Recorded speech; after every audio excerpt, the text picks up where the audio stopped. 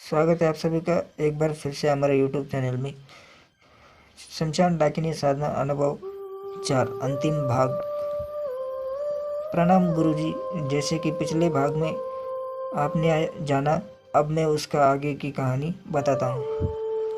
महापिशाच बहुत ही अधिक शक्तिशाली था और उसने अपनी तलवार उठाकर मेरे गुरु के सिर पर मारने की कोशिश की, लेकिन उसकी तलवार को गुरु पत्नी या यूं कहिए कि सहायिका शक्ति ने बीच में ही रोक लिया था। उसकी शक्ति अत्यधिक थी, लेकिन हमारे गुरुजी की जो सहायिका शक्ति थी वह भी बहुत अधिक शक्तिशाली थी। इस प्रकार पिशाच थोड़ी देर बाद शांत हो गया। पिशाच ने कहा, मैं स्त्री पर हाथ नहीं उठाता, इसलिए मैं रुकता हूँ। अब बताओ, एक ही रात में मुझे क्यों सिद्ध किया गया है? इस पर मेरे गुरु उसे कहते हैं, मुझे तेरी सिद्धि चाहिए। देवी डाकिनी ने मुझे कहा था कि मैं जिसको चाहूँ उसको वश में कर सकता हूँ। मैंने तेरी साधना की है, अब तू मेरे वश में है कि मैं तुझे जो भी कार्य संपादित करवाना चाहूँ वह तुझे करना होगा।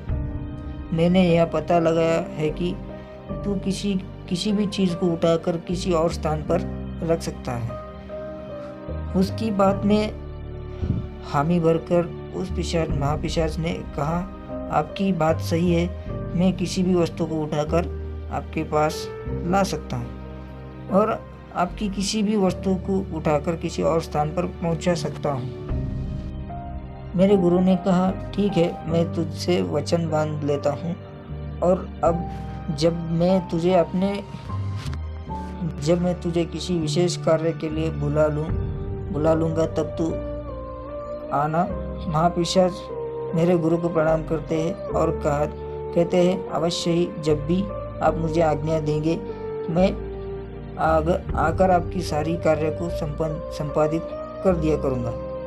इस प्रकार वह महापिशाच की साधना संपन्न हो जाती है। यह महापिशाच अपनी दुनिया में वापस लौट गया। महापिशाच को उन्होंने काफ़ी समय बाद फिर से एक बार बुलाया था और वह समय ऐसे घटित हुआ जिसके बारे में मैं अब आपको बताता हूँ। नगर में एक काफ़ी बड़े और विद्वान सेठ रहा करते थे।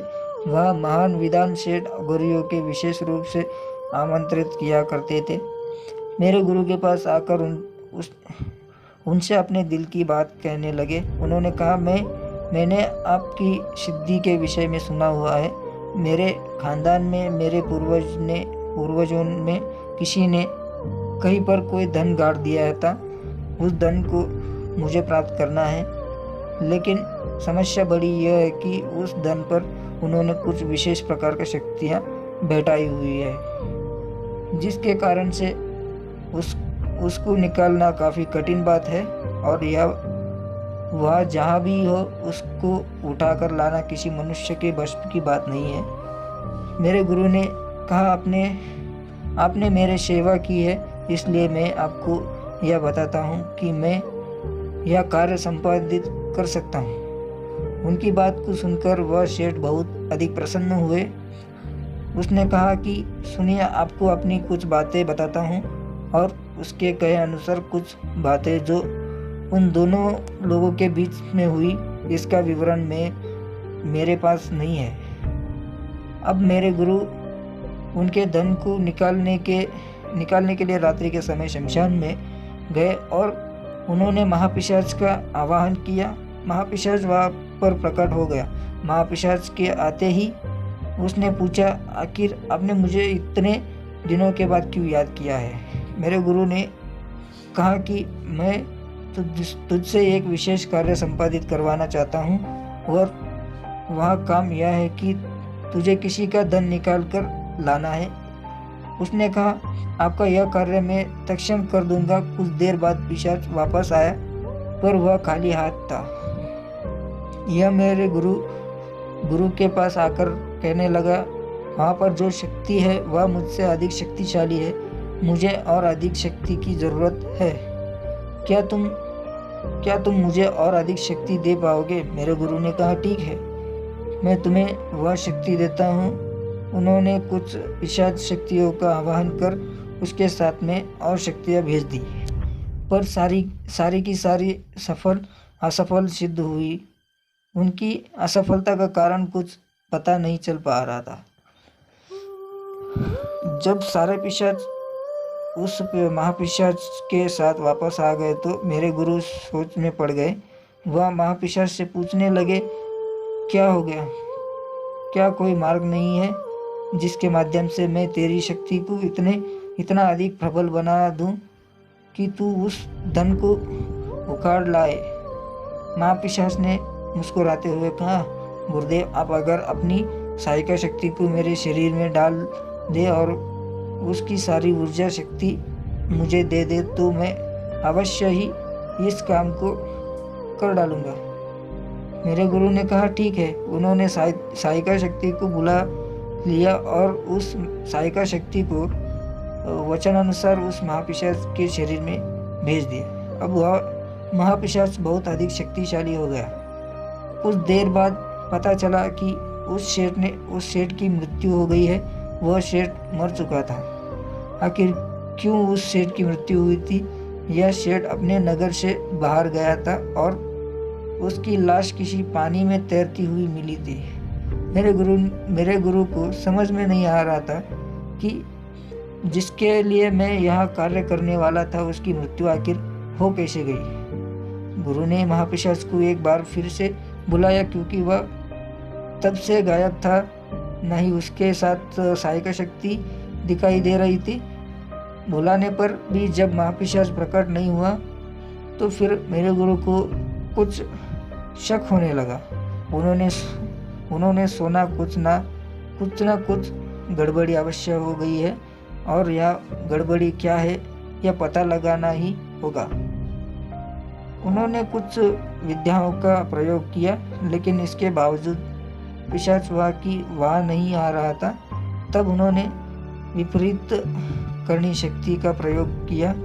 यह ऐसी होती है कि जिसके माध्यम से अगर कोई शक्ति दूर हो तो उसको खींच कर लाया जा सकता है। उन्होंने विपरीत करनी शक्ति का प्रयोग कर पिशाच को खींच लिया था। वह भी जब उनके सामने प्रकट हुआ तो जोर जोर से हंसने लगा। उसने कहा, अब मैं तुम्हारा गुलाम नहीं हूँ, अब तुम मुझे बांध कर भी नहीं रख सकते हो। मैंने तुम्हें समाप्त कर दूंगा अगर तुमने मुझे विवश किया तो। मेरे गुरु आश्चर्य में पड़ गए थे कि आखिर यह क्या हो गया है। उन्होंने सहायिका शक्ति को आवाहन किया, लेकिन शक्ति इस बार भी नहीं आई। यह देख के पिशाच हंसने लगा और कहने तूने तो खुद ही मुझे अपनी शक्ति दी थी, अब वह मेरी पत्नी हो गई है। मैं उसके साथ बहुत खुश हूँ और क्योंकि तू यह सारे राज जानता है इसलिए मैं तुझे जान से मार दूंगा। उसने मारने के लिए अपनी बड़ी सी तलवार निकाली और वह बहुत सारे पिशाचों की सेना भी आ गई थी। अब मेरे गुरु के सामने कोई विकल्प नहीं रहा तो उन्होंने महाडाकिनी उस शक्ति को एक बार फिर से याद किया और अपनी रक्षा के लिए पुकार। वह शक्ति प्रकट हो गई और उस शक्ति ने कहा कि तुमने सबसे बड़ी गलती कर दी। यह वचनों में बांध कर तुमने अपनी शक्ति को उसे दे दिया। क्योंकि मैं एक बार तुम्हारे पास आ सकती थी इसलिए मैं तुम्हारी रक्षा करती हूँ।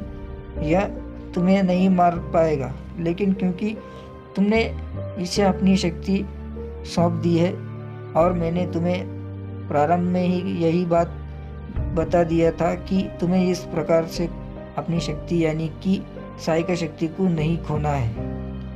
भले ही तुम इसका उपभोग ना करो तो भी तुम्हें सदैव इसकी सहायता की आवश्यकता रहेगी। मेरे गुरुजी परेशान हो गए। डाकिनी से उनकी जान तो बचा ली थी, वह महापिशाच भी गायब हो चुका था, लेकिन मेरे गुरुजी के साथ हाथ से डाकिनी सिद्धि अब जा चुकी थी। दोबारा डाकिनी कभी प्रकट नहीं हुई, लेकिन उनकी समझ से उन्होंने सही कार्य किया था कि इसके बाद उन्होंने भगवान शिव की भक्ति की और उन अघोरी शिव को प्रसन्न किया। गुरुजी, यह मेरे गुरु की सच्ची वास्तविक डाकिनी शक्ति की उपासना की सच्ची कहानी थी। मैं यही कहना चाहूँगा कि जब भी साधना करें तो साधनाओं में विशेष तरह की बातों का सदैव ध्यान रखना चाहिए, वरना सिद्धियाँ आ करके चली जाती है। नमस्कार गुरुजी, यहाँ पर इन्होंने इस कहानी के माध्यम से हमको स्पष्ट संकेत दिया कि सिद्धियाँ आरंभ भरमा देती है।